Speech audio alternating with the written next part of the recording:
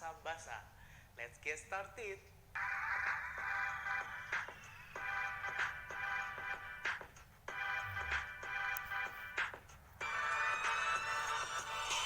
Berikut outline yang akan kita bahas pada video kali ini. Kita akan membahas teori terkait titrasi asam basa terlebih dahulu. Mulai dari teori asam basa secara umum, kemudian karena titrasi asam basa ini prinsipnya adalah reaksi penetralan antara asam dengan basa atau sebaliknya, maka kita perlu tahu juga apa saja jenis-jenis reaksi netralisasi.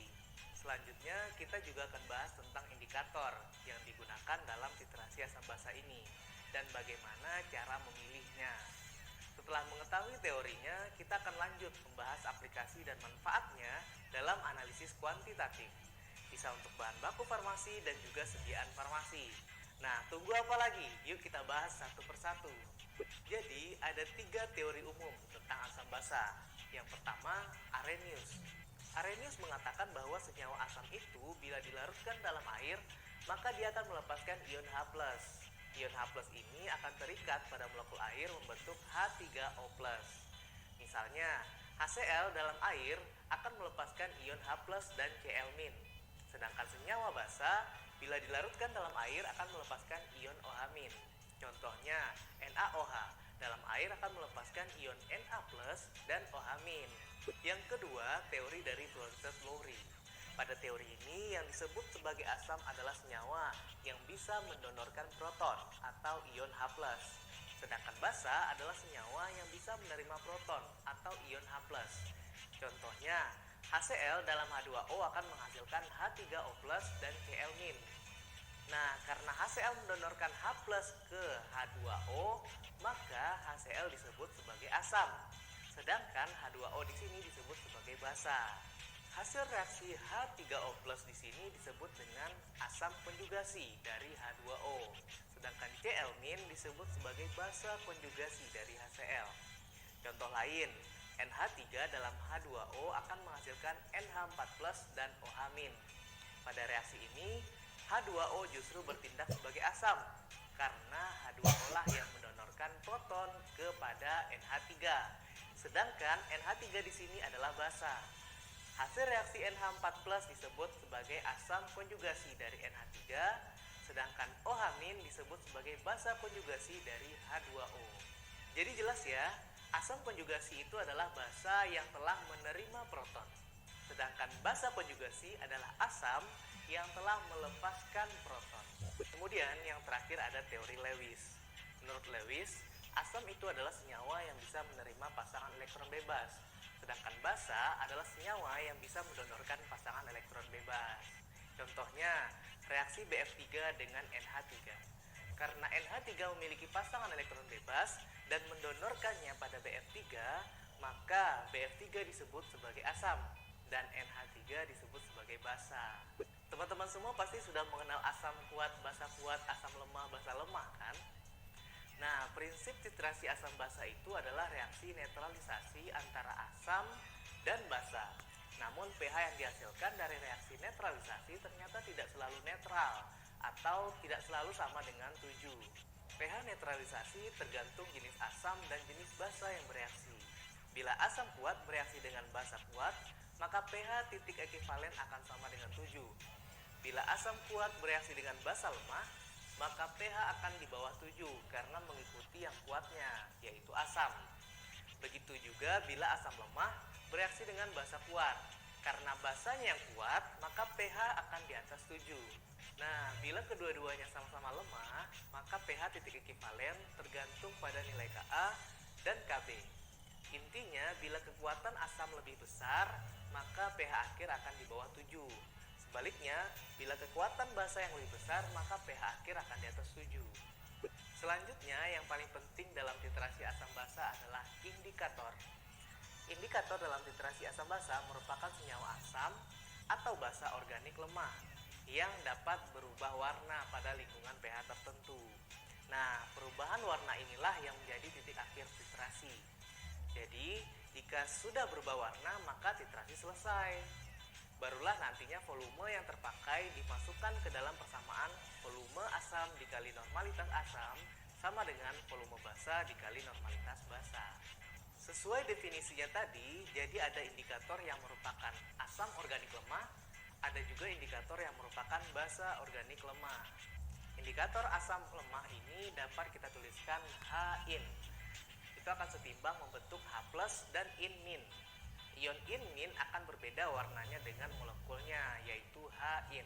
Karena ini reaksi kesetimbangan, maka kelebihan setetes H+ dari suatu asam akan mengakibatkan kesetimbangan bergeser ke molekul H-in, sehingga warna yang dihasilkan adalah warna dari H-in.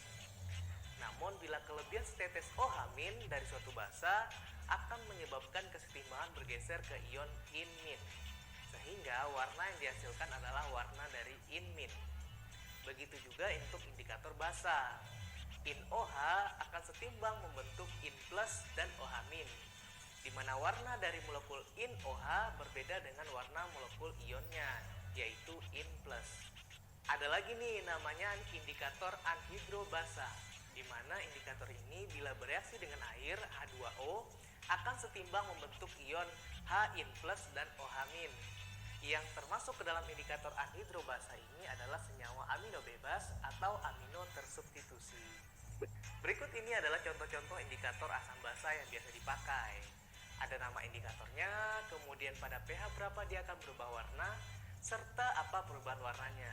Jadi indikator ini dipilih berdasarkan pH dari hasil reaksi netralisasi antara asam dan basa. Ada juga nih indikator campuran seperti tabel ini. Indikator campuran ini merupakan kombinasi dari dua indikator. Tujuannya untuk mempertajam titik akhir titrasi.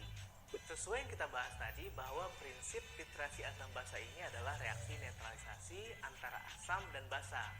Maka gram ekivalen dari asam sama dengan gram ekivalen dari basa. Karena gram ekivalen sama dengan volume dikali normalitas, maka dapat juga kita gunakan rumus volume asam dikali normalitas asam sama dengan volume basa dikali dengan normalitas basa. Gram ekivalen ini juga dapat dikonversi ke mol dengan rumus valensi dikali mol. Sehingga kita dapat menggunakan rumus valensi dikali mol asam sama dengan valensi dikali mol basa. Karena mol sama dengan volume dikali molaritas, maka volume asam dikali molaritas asam dikali valensi akan sama dengan volume basa dikali molaritas basa dikali valensi. Valensi itu adalah jumlah ion H+ atau OH- yang ada pada molekul itu ya. Misalnya HCl artinya valensinya 1, H2SO4 artinya valensinya 2, NaOH valensinya 1, sedangkan MgOH 2 kali valensinya 2. Jelas kan? Sekarang saatnya kita bahas contoh soal yuk. Suatu lembaga penelitian melakukan pemeriksaan terhadap jenis minuman ringan X yang mengandung asam sitrat Bm sama dengan 210,14. Sebanyak 10 ml dari minuman X dilarutkan dalam 20 ml air bebas karbon dioksida. Campuran kemudian dititrasi dengan natrium hidroksida 0,1 N hingga diperoleh titik akhir titrasi dan dibutuhkan volume titran sebanyak 5,5 ml. Pertanyaannya, berapakah kadar asam sitrat dalam minuman ringan X tersebut? Untuk menjawab soal ini, kita harus tahu terlebih dahulu valensi dari asam sitrat. Sesuai strukturnya, asam sitrat memiliki 3 gugus asam karboksilat yang dapat melepaskan 3 ion H+. Oleh karena itu, valensi asam sitrat adalah 3.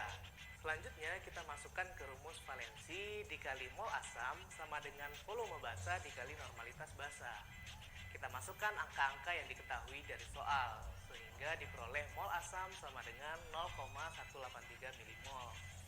Kemudian kita konversi mol ke massa dengan dikali berat molekulnya, yaitu 210,14.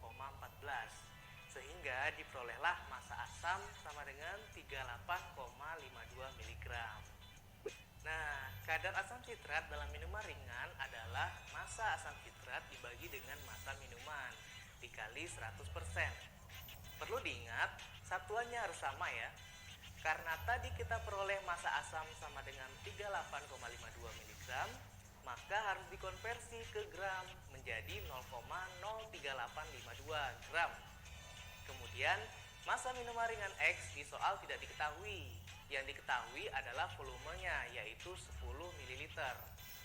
Bisa kita anggap massa jenisnya sama dengan massa jenis air, yaitu 1 gram per mililiter. Sehingga diperoleh massa minuman adalah 10 gram. Nah, tinggal kita masukkan ke rumus. 0,03852 gram dibagi dengan 10 gram dikali 100%.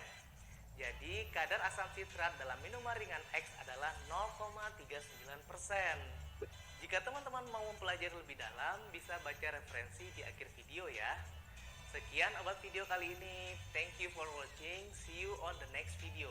Salam obat video Pharmacist Learning Partner.